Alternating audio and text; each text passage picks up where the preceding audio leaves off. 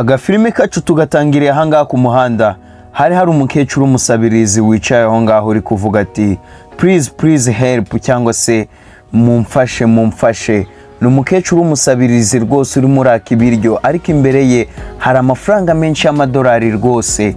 Sinzi impamvu atari kuyabona. Kumba umukecuru urangaha ni impumyi w'umusabirizi, ntago abasha kuba yareba. Nuko n'umukobwa yamukoze haravuga ati are you blind? Ese uri impumyi ntago ubasha kuba wareba? Nuko umukecuru aramubwira ati yego rwose madamu, ati nahumye amaso igihe kirekire gishize, ati ubu ngubu ntago mbasha kureba. Ese ni amafaranga waba ufite ku buryo wamfasha ukampa ibyo kurya? Nuko umukobwa aho ngaho yahise asuka ibiceri aho ngaho rwose ku gikarito. Nuko mu kuvuga umukecuru arishima aravuga ati oh urakoze. Kumba umukobwa rwose amuhaye ibiceri bitanagera no ku dolari rimwe, ajyanye amadolari yari aha ngaha. Nuko agenda ari kuvuga thank you, ati urakoze mana yanjye, urakoze, ati mbega igitondo cyiza. Nuko umukobwa ahita agenda rwose muri ako kanya ajyana amafaranga y'umukecuru bari bamuhaye hano, amusigira ibiceri biri aha ngaha. Nuko umukobwa rwose amaze kurenga, umukecuru ahita akubita aha ngaha ku gikarito ati hey, ati vamo. Nuko rwose aha ngaha mu gikarito cyari kiri aha ngaha, umuhungu wari uhicaye ahita asohoka. Kumbe wa mukecuru rwose ntago ari impumyi, ahubwo ahita abwira uno musore ati did you see anything? Ati se haba hari ikintu wabonye? Ati yego rwose nabibonye. Ati uwo ngo saramwice, ikizamini yagitsinzwe, turashize. Uyu mukecuru rwose uri hano ni umukecuru w'umukire, afite kampani, ashaka rwose kuba yashyiramo abakozi, ariko yavuze ngo reka nze mbahereze kino kizamini ndebe umuntu uri buze kugitsinda, ngiye kuzajya ndashyira ibintu hano by'agaciro, ubundi nigira umufunguzi nangwa se umusabirizi, ndebe niba barabitwara cyangwa se barabaza kubimereza. Bagenzi murabe mureba kino kizamini cyo n'umukecuru yateguye kugira ngo abashe kuba yabona umukozi wo gushyira muri kampani ye. Uwa mbere yaragitsinzwe yitwa Sara, haje rwose wa kabiri yahise ashyiraho isaha ya Rolex ihenze cyane. Nuko muri ako kanya rwose ahita yishyira ahangaha, akomeza gusaba ati please help cyangwa se ndabinginze rwose mumfashe, haba hari umuntu wamfasha akampa ibyo kurya kindashonje maze igihe narya rwose. Hano hatambutse umugabo ari kuvugira kuri telefone, nuko aba yaravuze ati hold on, ati buretse gatoya muvugisha. Ati Rolex? Ati ni Rolex se? Nuko uno mugabo rwose aratangara cyane, aravuga ati Rolex se yaba yageze hano gute? Uyu mukecuru umeze gutya yaba afite Rolex ihenze gutya mu buhe buryo? Nuko uno mukecuru aravuga ati Rolex, ati ese haba hari ikintu wabonye? Ati Rolex, ati iyo saha rwose ari gishobora kuba ari yanjye. Nuko uno mugabo aravuga ati reka wagikecuru wegenda, ati Rolex sivuye hehe ahantu? Ati nunankora ahubwo reka no kumbwira n'ikintu cyari na kimwe. Ati ntago ndi kukumva, ati na Rolex irahanga. Nuko umugabo rwose ruranga yikomereza ikiganiro yari ari kuvugira kuri telefone, ikomereza urugendo rwose arigendera. Ati ati mbega uyu munsi, ati umve ko nuraguye rwose isaha ya Rolex mu muhanda ahantu ku gikecuru gisabiriza. Uyu munsi rwose nari ngiye kujya muri interview y'akazi, none dore muye n'isaha, abanza ari uwishaba kabisa na interview ndayitsinda. Nuko muri ako kanya wa mukecuru yasongera gukubita ku gikarito. Ati nawe wamubonye, nawe rwose ni kimwe n'uwa mbere, ati ikizamini rwose yagitsinzwe. Ati abantu b'iki gihe babaye gutariko, ati n'uyu nguyu nawe mwice kuko nawe ikizamini yagitsinzwe. Kumbe bose ntago bazi ko bari mu kizamini rwose, baje muri interview y'akazi, ntago bazi ko interview y'akazi yatangire hano hanze. Atongera ukingeho, ati muri batatu rwose hasigaye umwe. Nuko muri ako kanya umukecuru wese afata iPhone rwose 16 Pro Max, dore ko ari yigezweho, ahita yishyira ahangaha ayirambika hasi. Ati hasigaye umuntu umwe, reka nze turebe uyu umwe usigaye we uburyo kibiri buze kugenda. Nuko umukecuru avuga ati please for that, rwose mumbabarire mwihangane muduhe ibiryo hashize igihe tutarya. Nuko umugabo rwangwa se umusore wari uri ahangaha, nuko abaraje no gatatu ahita avuga ati wait, ati ibi ni ibiki? nuko muri ako kanya rwose umusore ahise aca bugufi ashyira igikapu yari afite ku ruhande, nuko ahita afungura ari kureba niba koko telefone iri ahanga hariya nyayo. Nuko mu gufungura rwose ahita asanga ari telefone ya nyayo. Nuko rwose arabwira hano mukecuru ati madame, ati rwose hano hari telefone, haba hari umuntu rwose waguhaye telefone nshyashya kandi ihenze, ni iy'agaciro rwose. Nuko rwose hano mukecuru araseka aravuga ati nowe, ati hoya rwose, ati ubwo so umuntu yabarinda, ati njyewe ndi impumyi, ati none baba bansigaye iyi telefone, ati ayo ni amakosa rwose, aba ari amakosa, ati uri kwibeshya, telefone ntago ari yanjye wa musore.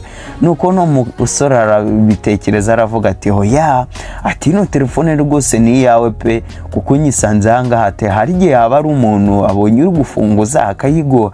Ati uno mukecuru ati ariko njyewe ndi impumyi wa mwana we, ati rwose ntacyo ntayimaze. Nuko n'umusore aramubwira ati ariko ni iy'agaciro madame, ati ahubwo niba rwose byaba byiza wayifata ukayibika, kuko dore hano ni ku muhanda hashobora kuza abantu bakayitwara, turi umunyamahirwe rwose, uri umukecuru umunyamahirwe.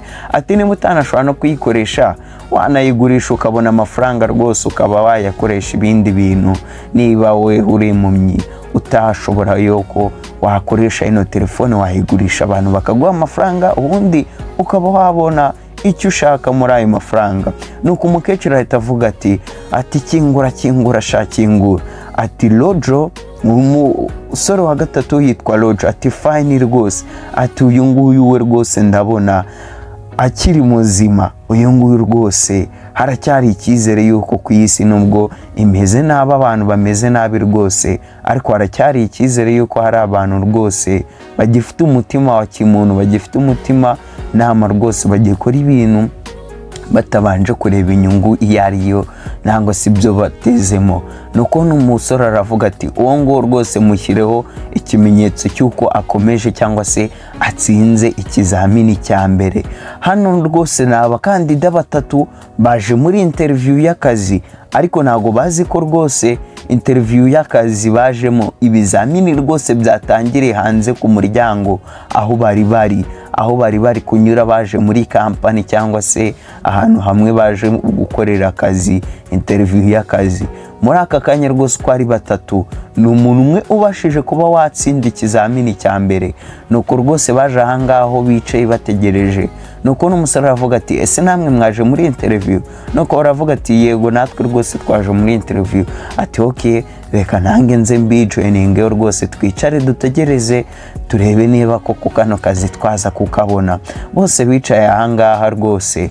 Nuko muri ako kanya hahita havayo wa musore wari uri mu gikarito rwose arahanga, we ntabwo bigeze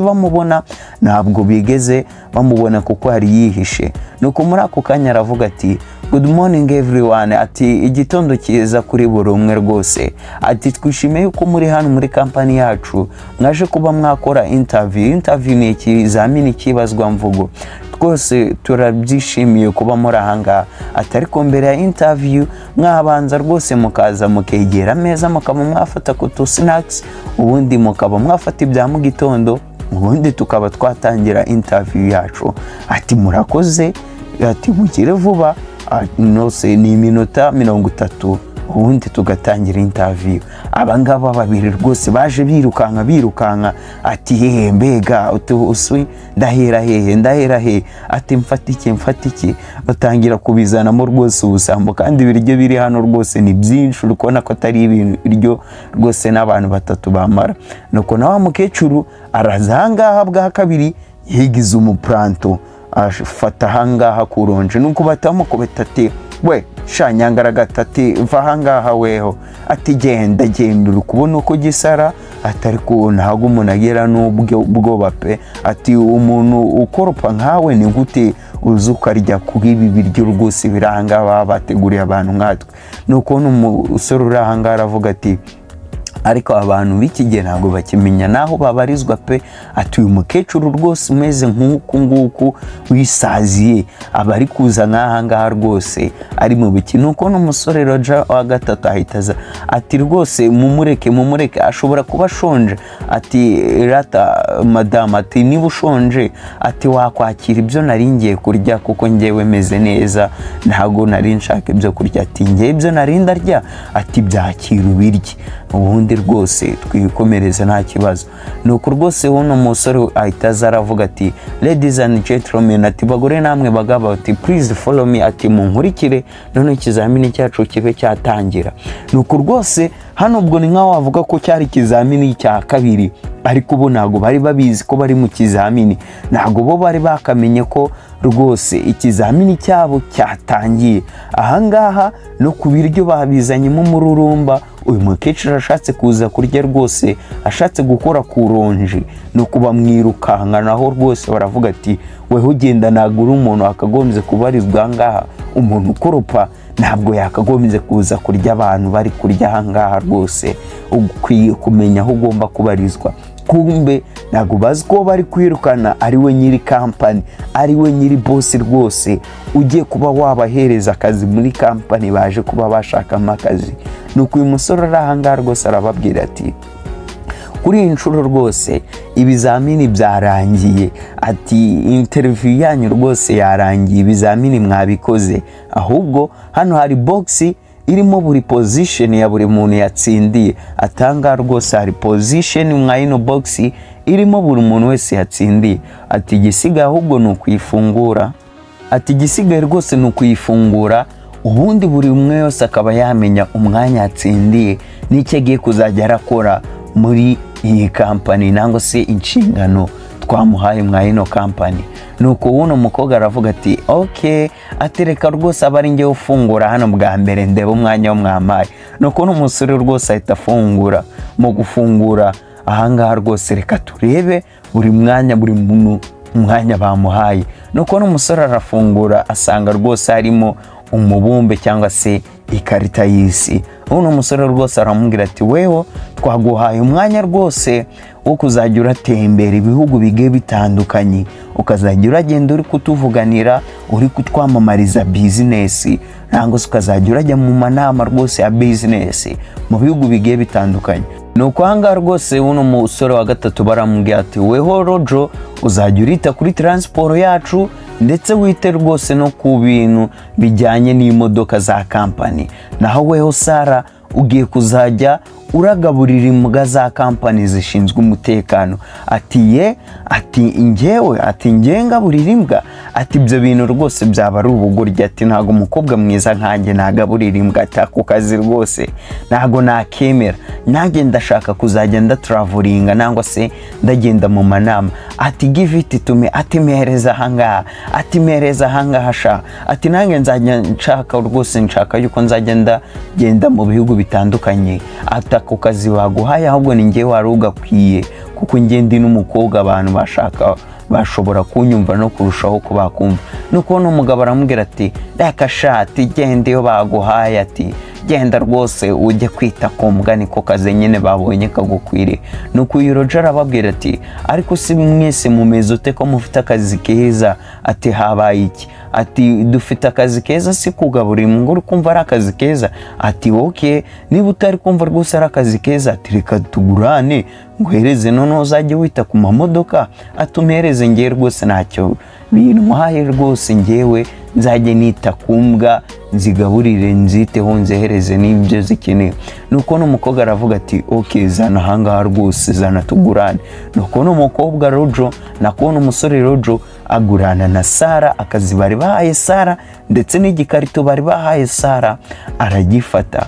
Nuko Sara aravuga ati ariko rwose ibingibi ntabwo biri fair rwose, ati mwakagombye kuba ari ngewe mwahaye kano kazi ko kuzagenda atembera, uyu nguyu rwose mukaba mwamuhereza ibindi, dore yuko ari n'umugabo ibintu bya transport nangwa se byo kwita ku izo mbwa zanyu niwe wabishobora rwose, ngewe rwose ari nk'utuntu rwose rwo kugenda mu ngendo uri kumva ndi no kuvuga business ya company, ati uri kumva byaba bijyanye kuko ndi n'umukobwa kandi rwose abakobwa ni twebwe tuzi no kwamamaza ibintu bikaba byagenda abantu bakabimenya. Nuko muri ako kanya rwose umusore arababwira ati okay, ati rwose noneho hari ikindi kintu gihidinze muri izo karito mufite aho ngaho, ati hari ikindi kintu kirimo. Ni ikihe kintu kirimo mwazi no karito? Ati ahubwo muzibirindure nangwa se muzubike, ubundi mube mwabasha kureba amabahasha ari muri iyo munsi muri iyo karito, ubundi nicyo kizamini cya nyuma, nicyo kintu kirahita kituma rwose mutangira akazi.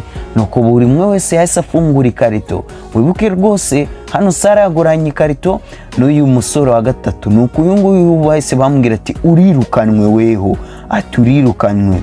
Nuko uno mukobwa rwose uri ahangaha araseka cyane aramwenyura, nawe mu gukuramo rwose reka turebe niba uyu nguyu we bamuhaye akazi. Nawe mu gukuramo rwose isura isi ihinduka, nawe baramubwira ati ntawe urirukanwe, nta kazi rwose tuguhaye ahangaha.